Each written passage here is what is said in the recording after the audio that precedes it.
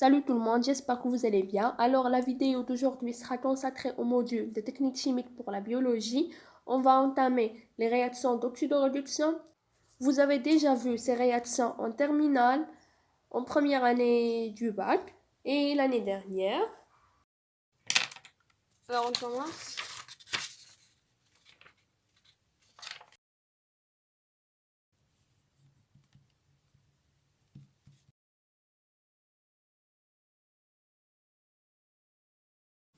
Tout d'abord, on commence par définir c'est quoi un oxydant.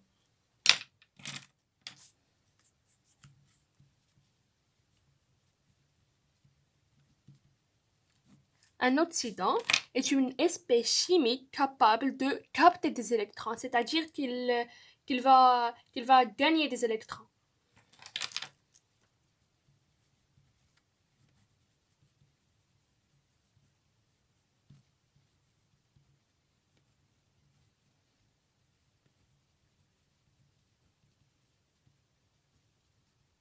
Alors le réducteur, c'est l'inverse. C'est une espèce chimique capable de céder des électrons, c'est-à-dire qu'il y a une perte d'électrons.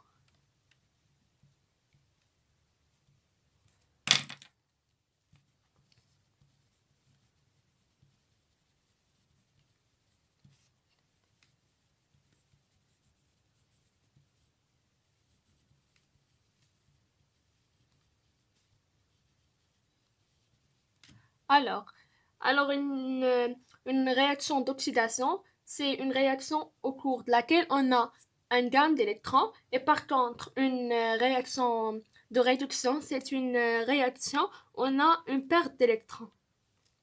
Donc, comment on a ces réactions d'oxydoréduction? On aura deux couples qui sont mis en jeu. Deux couples.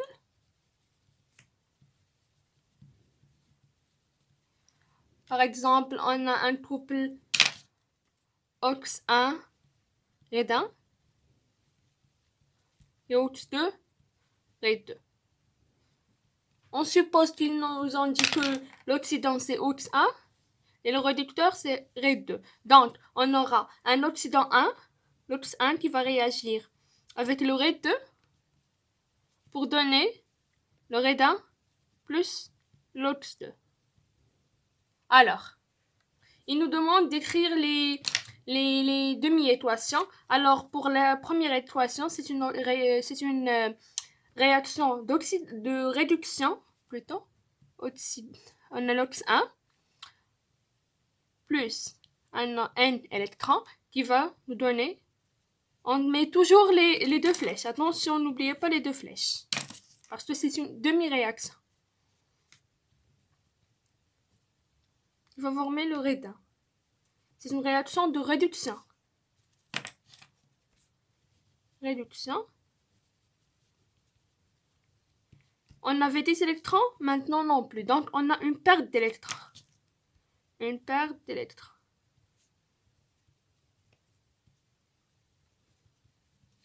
Après, on a le RED2, puisque le RED2, c'est qui va réagir avec l'oxydant. Donc, on va mettre RED2, qui va donner l'oxydant 2. Donc, toujours, à côté de l'oxydant, on a des électrons. Comme vous voyez ici, on n'avait pas d'électrons, mais on a gagné des électrons. Donc, c'est une réaction d'oxydation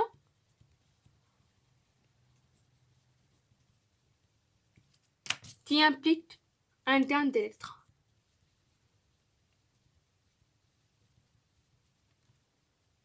Et voilà. Donc, je prends des exemples. Je prends un exemple. Par exemple, on a le Cu2+, le couple Cu2+, Cu, et le Zn2+, Zn.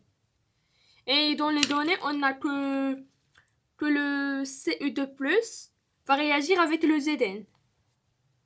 Donc, c'est ça l'oxydant. Donc, on aura Cu2+, plus, qui va donner Cu. On a ici deux charges positives. Ici, on n'a aucune charge. Et on doit ajouter des électrons. Donc, on doit ajouter deux électrons pour que la charge soit neutre. C'est-à-dire qu'on n'aura aucune charge 2 plus 2 moins 2, c'est 0. Donc, c'est correct. Maintenant, on a équilibré notre équation. Après, on a le Zn qui est un réducteur qui va donner le Zn de plus un nombre d'électrons. On a le Zn, il n'a aucune charge, donc ici, les charges sont nulles. Et ici, on a 2 électrons. Et on a de ce côté-là, on a les électrons. Donc, on aura 2 électrons pour équilibrer l'équation. Et pour avoir l'équation finale, on doit équilibrer les charges. Puisque ici, on a 2, ici, on a 2. C'est pas la peine. Donc, on va juste multiplier par 1. On aura Cu de plus Zn Cu plus Zn de plus. Ici, je vais mettre une seule flèche. Après, je vous donne un autre exemple.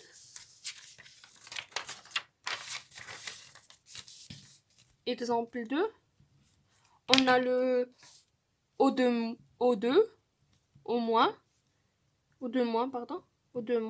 avec Fe3 plus Fe. Et dans l'énoncé, on a que le O2 va réagir avec le Fe. Donc, le O2, c'est un oxydant, toujours l'oxydant est au haut. Voilà, O2 qui va donner plus un nombre d'électrons va donner O2-. D'abord, avant tout, ici on a 2 atomes d'oxygène, donc on doit équilibrer. Ici on a un seul atome, on va multiplier par 2. Et après on a 4 charges négatives, donc on aura 4 électrons. Après on a le Fe qui va former un oxydant, Fe3+, plus un certain nombre d'électrons. Ici on a 3+, ici on a 0, donc on va ajouter 3 électrons pour avoir la charge nulle. Après ici, pour équilibrer, on a ici 4, 3. Donc ici, on va multiplier par 3, ici par 4.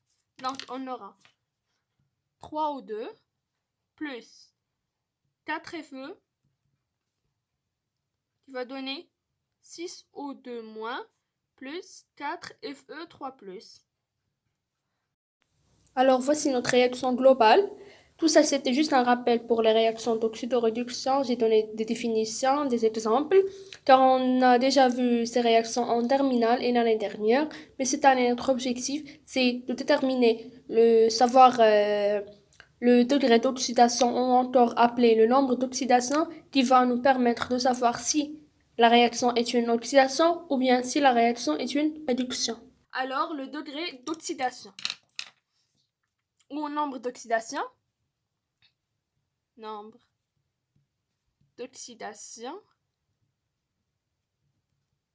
ou bien degré d'oxydation.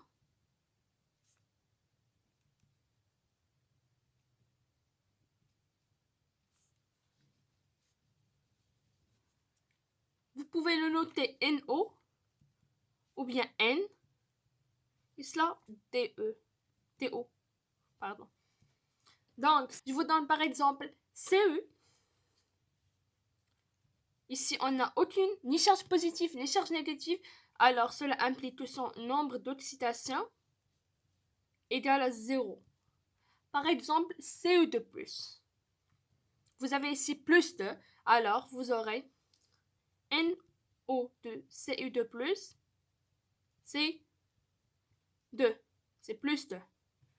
Par exemple, vous avez le Cl-, c'est NO Cl-, c'est égal à moins 1. Par exemple, le Ci3+, vous aurez NO Cu3+.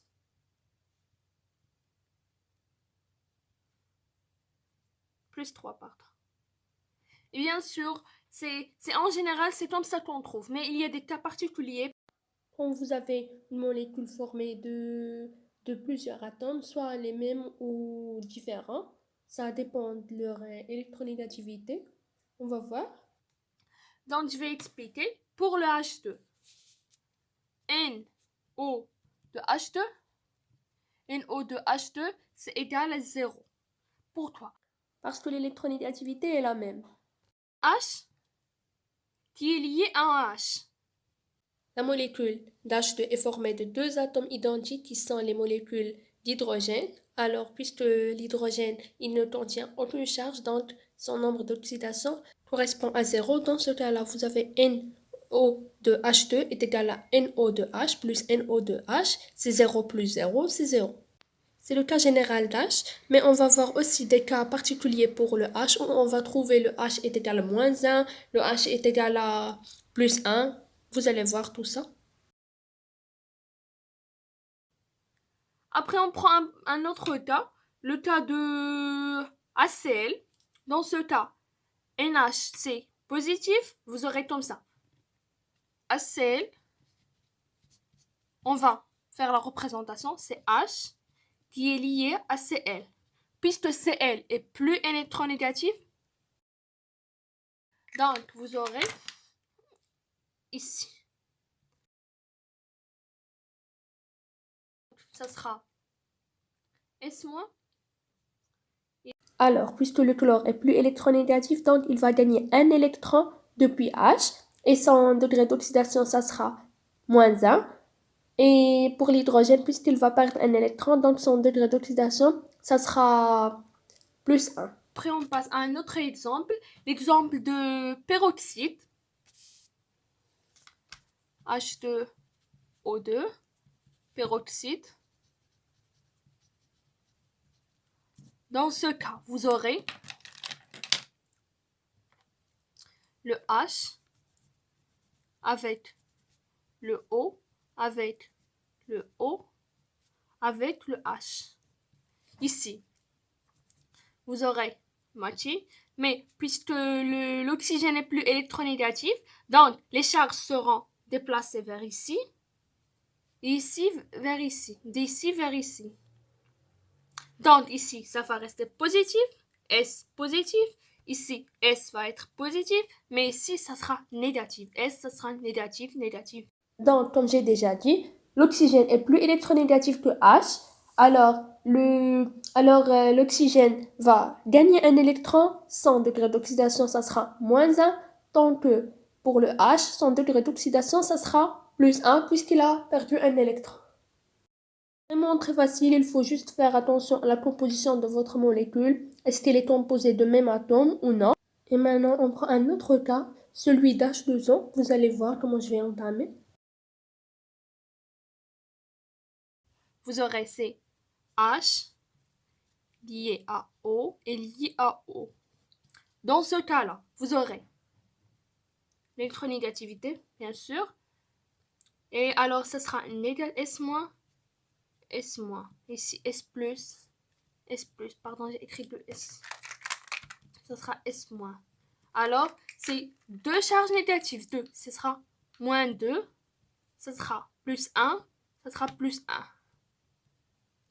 Cette fois-ci, notre atome d'oxygène a gagné 2 électrons. Il a gagné un depuis l'hydrogène à droite et un depuis l'hydrogène à gauche.